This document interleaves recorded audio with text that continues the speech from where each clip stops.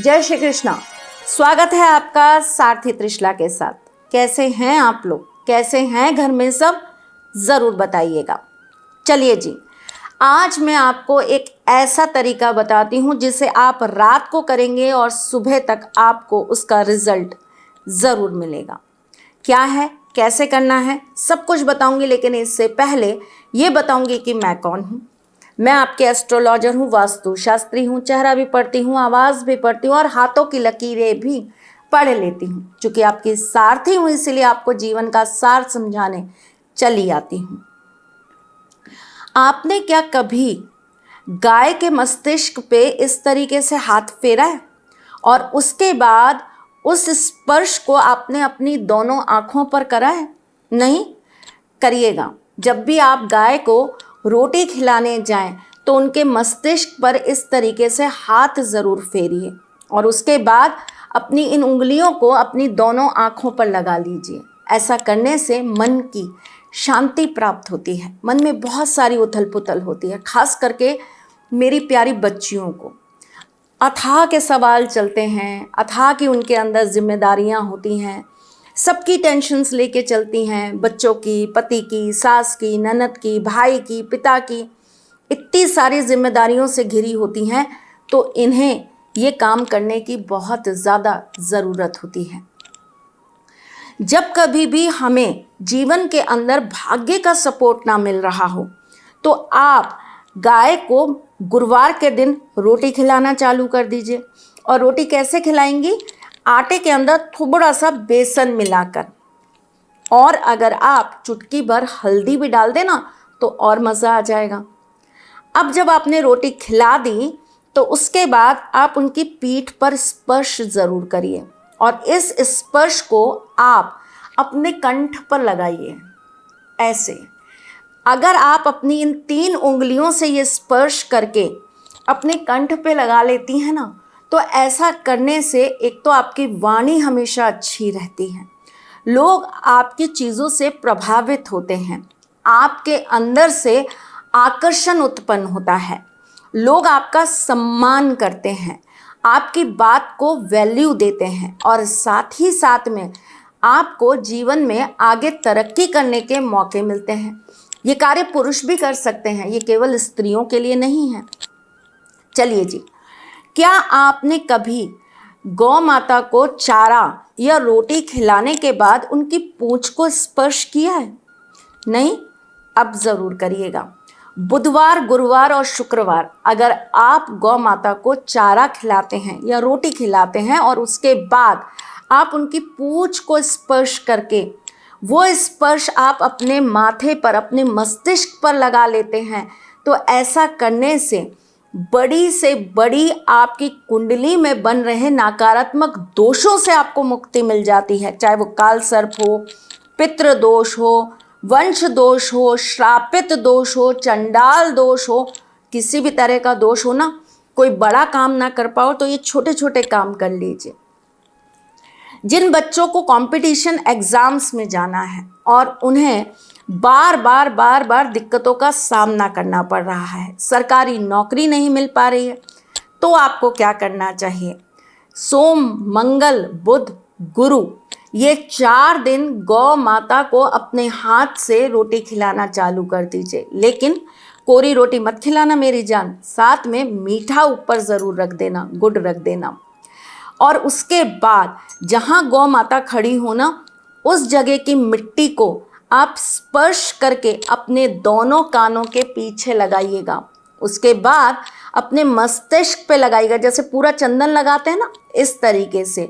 और उसके बाद अपने कंठ पे लगाइएगा। फिर देखिएगा माँ सरस्वती आप पर कैसे कृपा बरसाती हैं। बात तो बहुत छोटी छोटी है, लेकिन इसलिए बताती हूँ ताकि आप लोगों के जीवन में हमेशा सुधार बना रहे।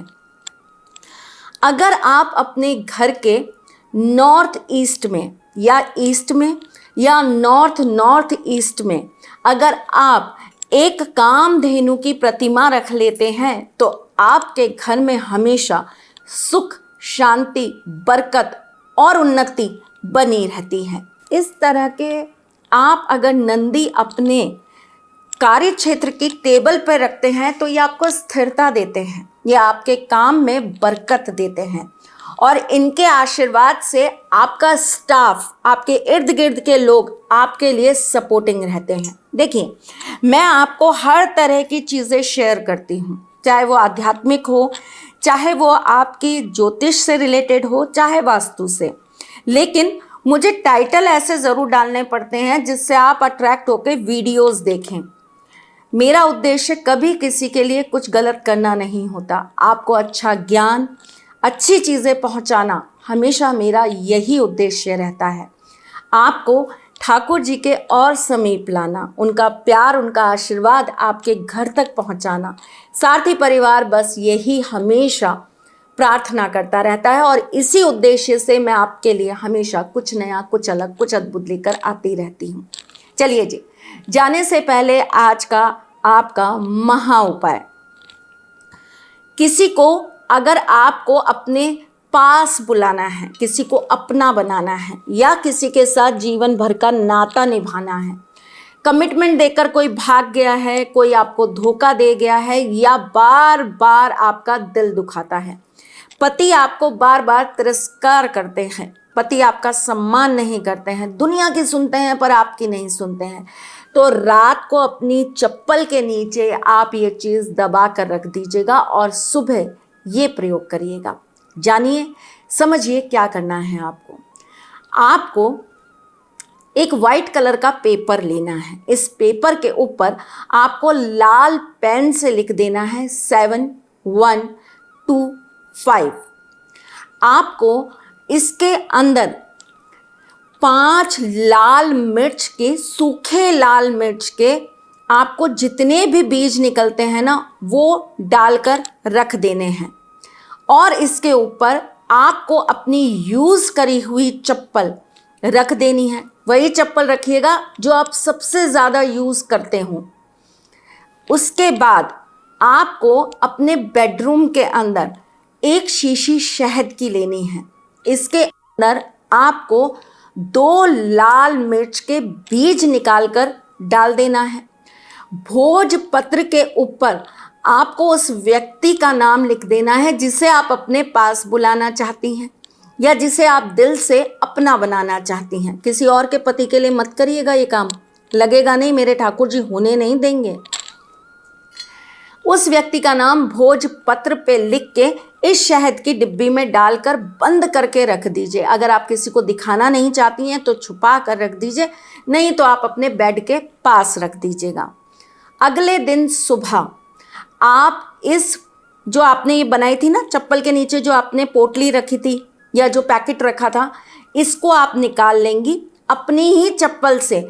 इसे आप 3 बार मारेंगी और ले जाकर चौराहे पर छोड़ देंगी।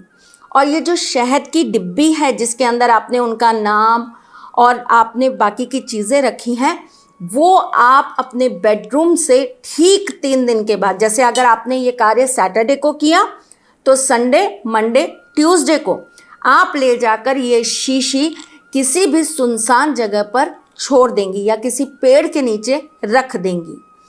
करके देखिए ये छोटा सा कार्य, आपके जीवन में परिवर्तन ना आ जाए तो बताइएगा। मैं फिर आऊँगी कुछ नया, कुछ अलग, कुछ अद्भुत लेके। तब तक के लिए मुस्कुराते रहिएगा, रिश्तों में मजबूती बना के रखिएगा, अपने सारथी के साथ यूं जुड़े रहिएगा, प्यार देते रहिएगा, प्यार लेते रहिएगा। ख्याल रखिएगा अपना और उनका जिनसे आप प्यार करते हैं। मैं जल्द आपसे मिलने आऊँगी, तब तक के लिए राधे कृष्णा।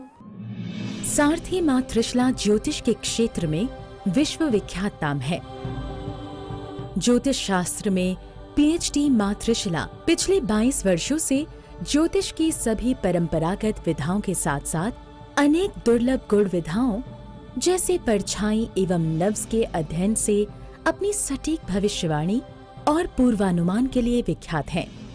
अपने उपायों द्वारा लाखों लोगों का जीवन संवार चुकी मां त्रिशला लगातार 2016 से ज्योतिष विभूषण अवार्ड प्राप्त कर रही हैं।